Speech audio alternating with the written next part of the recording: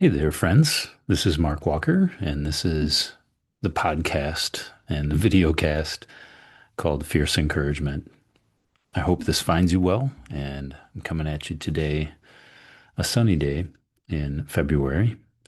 But I'm glad you're here, and I'm glad you're taking the time just to spend 10, 15 minutes learning how to fiercely encourage yourself, maybe how to open up. I created this podcast almost 2 years ago, and the main theme or the main idea I had at the beginning was how it's really hard kind of in our head.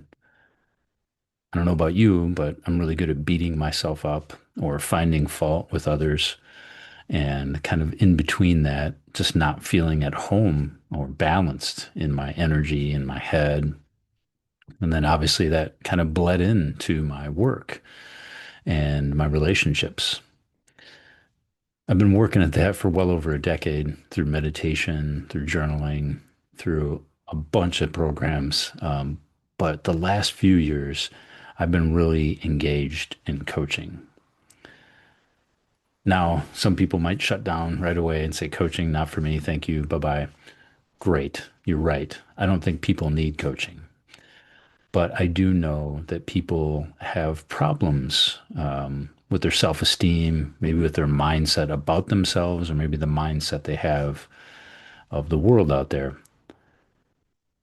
So if that's where you're at, well, this place is for you. This is a place where I just share tools, stories, ideas, a bunch of things that might help you just show up a little bit more present in your life with your family and kids, or maybe just having a little more balance at work, maybe just stepping away from the edge, knowing that not everything is dependent upon this one project or this one outcome. But thank you for being here and thank you for watching if you're on the YouTube watching. And thank you for those that are listening. I really appreciate you. Last week, I shared a story about a good friend of mine going into hospice and going through his last round, I guess, of being with us in the physical form. Today, I feel a little more balanced. I feel this kind of, interestingly enough, I feel this sadness and a happiness. I'm not sure if you've ever felt that with the loss of a loved one or a friend. You're truly happy and remember the good times. And at the same time, you're very grateful to be there for them, even if it's just to help them have a sip of water or talk to them for a few minutes or just do what you can. There's a gravity, for me at least, in having that happiness and that joy of having gotten a chance to be alive in this time, having my health, having a good mind, having great teachers, having a great family around me, coming back to that appreciation. My coach has said that a lot, and I've heard it from other authors and luminaries, but what we appreciate appreciates, much like putting 5, 10, 100 bucks in our index fund and watching that grow throughout the years. In the same way, what happens when we slow down and appreciate our lives? And I'm not saying we need to sit there for hours, but if we practice this for 5 minutes or 10 minutes a day, or maybe even 30 seconds here and there, appreciating the sunshine, appreciating good food, I think that really accrues or appreciates in our energy and in our mind. That doesn't mean it stays there 100% all the time, like it's always on, but it does help us show up with a different energy or a different presence when maybe we do get knocked off balance. I'll be direct as well here. My friend who's going through end of life, good guy, has shown me a ton about myself in a myriad of different ways, either reflecting it back to me or having deep, heartfelt conversations, or maybe even some of those troublesome moments when we didn't necessarily get along. I appreciate that troublesome time and those difficulties too, even though they felt or tasted sour at the time, they did help me learn. One of the great teachers from Buddhism, Atisha, talks about this in some of his writings, and other great adepts and masters. Our flaws or those troublesome things that show up when we're challenged or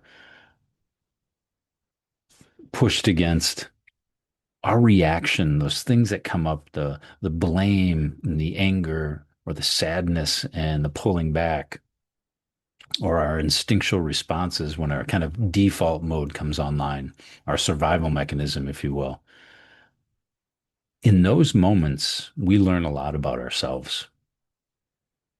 In those moments where we're challenged and we're pushed around, and maybe intellectually or even energetically in our body, we feel kind of unwrapped or unspooled, we can learn a lot about ourselves. In fact, one of my good friends sent me a book this past week, and I've been getting through the first third or so of it. But in it, he has people come to his property and they go out for some hikes and they do heavy lifting and they really challenge themselves physically. And he makes mention of it as it is a kind of a truth serum, wear people out and push them past their comfort zone and get out of that comfort zone. And it's in those moments we can really find out who we are. So, who are you when you're challenged? Maybe think back to this last week or even this past day. Where were you poked? Where were you challenged by somebody at work or even somebody in your family? And sometimes those people in our family know all our soft spots. They know where we're tender, or they might know some stories and events from our past.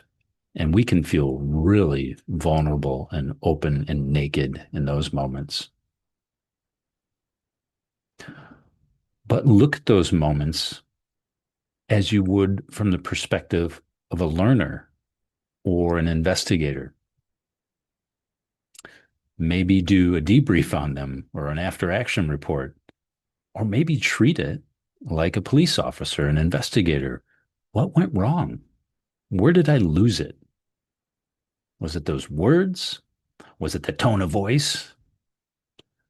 Was it the long buildup of frustration?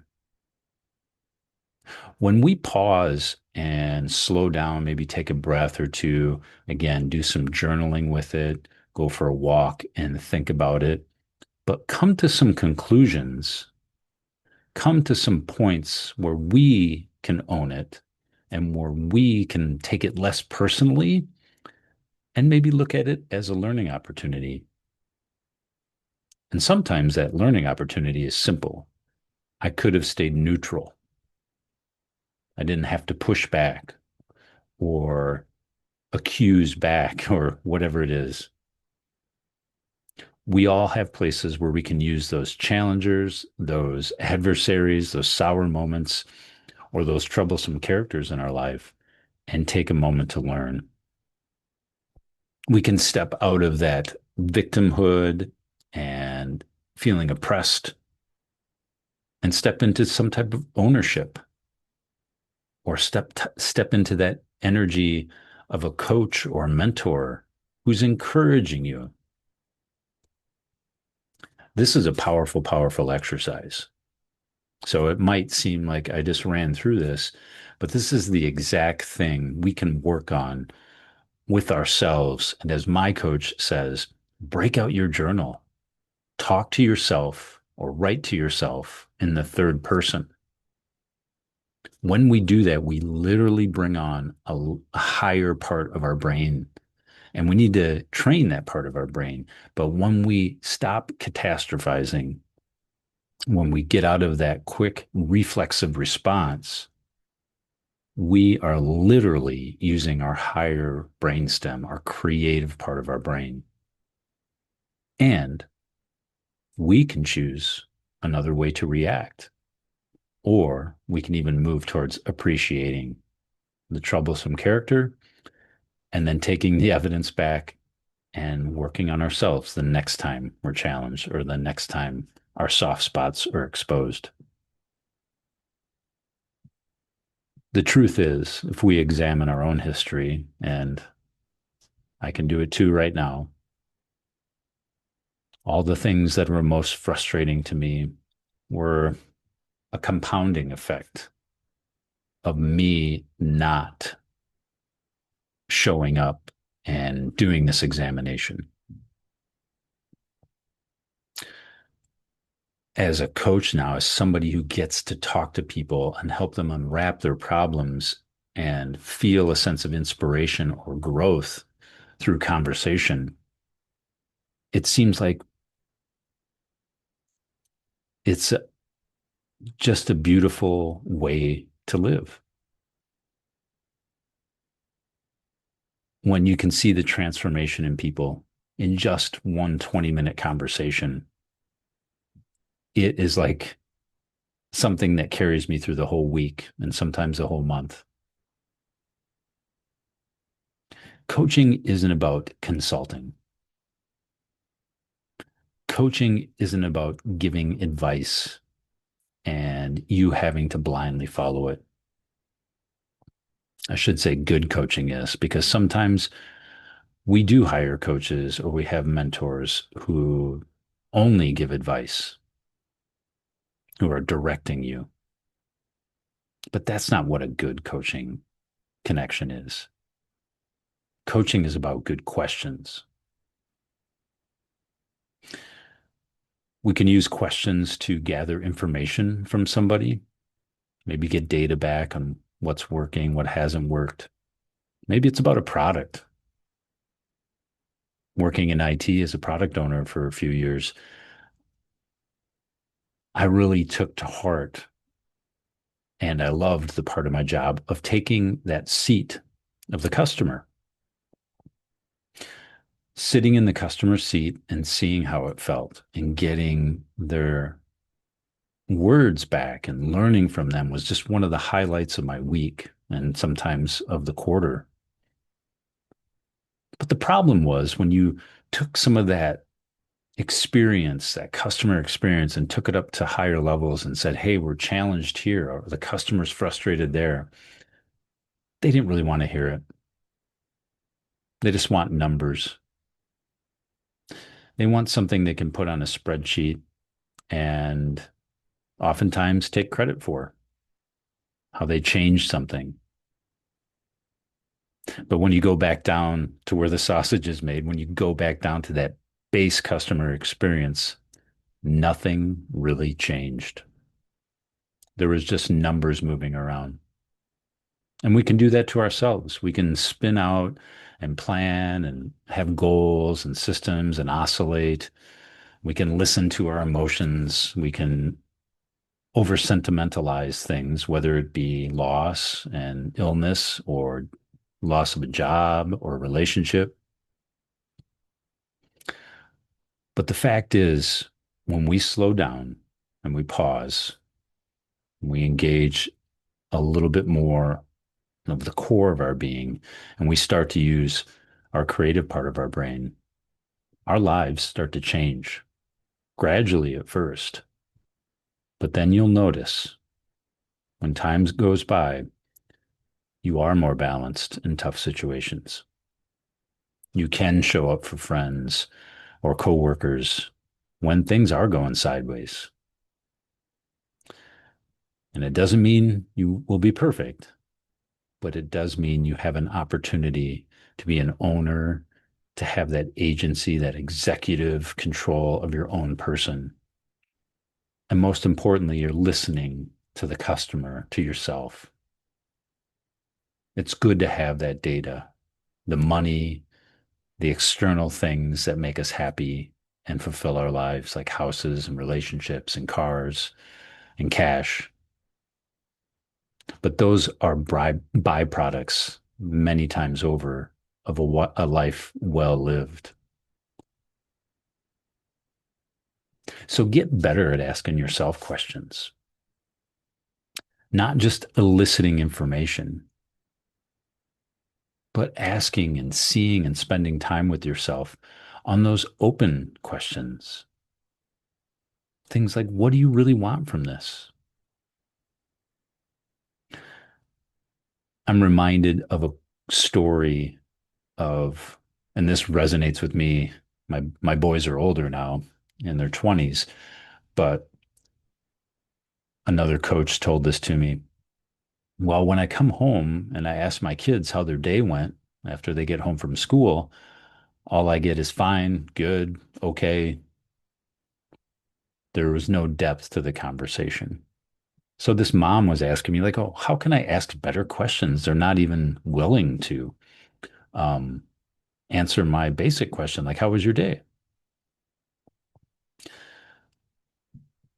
When this other coach who was helping her asked, well, first question, what are you doing when you ask these questions of your kid?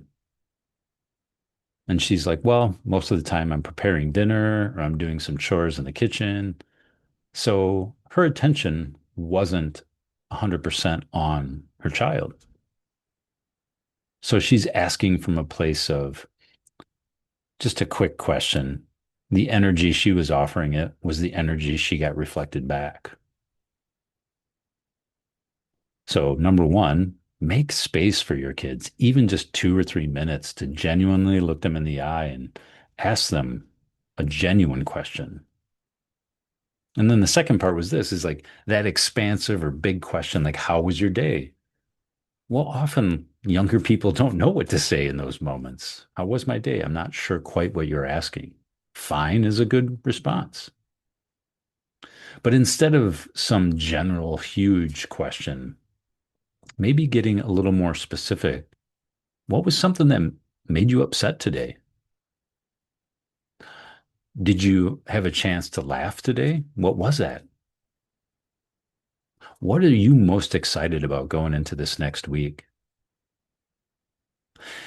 When we get better at asking questions that are specific but open, we will be better parents, we'll be better coworkers and leaders in our work and our job, but we'll also be able to tap into that inner wisdom for ourselves when we learn to ask questions of ourselves on paper, or maybe when we're challenged by troublesome characters or people that rub us the wrong way. Instead of just going to negativity and blaming and shaming, maybe we could ask ourselves, what would a wise person do in this situation? I think these are all good ways to approach our life. It is a joy. It's a learned skill, but it's one that's accessible to all of us. When we learn to ask better questions, when we learn to use the troublemakers almost as people that are showing a reflection of ourselves, places we can get better, we grow in ways that we might not have ever anticipated. One of the most scary things to think about for me and for a lot of the people I'm having conversations with is, are you in the same place you are today that you were 2 or 5 years ago? Are you? Are you the same level of learning? Have you expanded and grown and evolved? Use these tools to grow, to expand, to bring more light into your life. And I know you'll have fun with them. I really appreciate you taking the time, listening to Fierce Encouragement. I love to have conversations. I love to practice my questions. If you're inspired just to have a quick 20-minute conversation. Check out the show notes. I'd love to talk to you. Otherwise, please take care of yourself. Keep encouraging yourself and those around you. This is one of the most important times where we can do this. It's easy to be negative. It takes courage and conviction and bravery to show up and fiercely encourage ourselves and others. And most importantly, in all of it, is you're worth it. You're worth all of this inner work. Let me know how this lands. Have a great day, and thanks for listening or watching. Bye bye.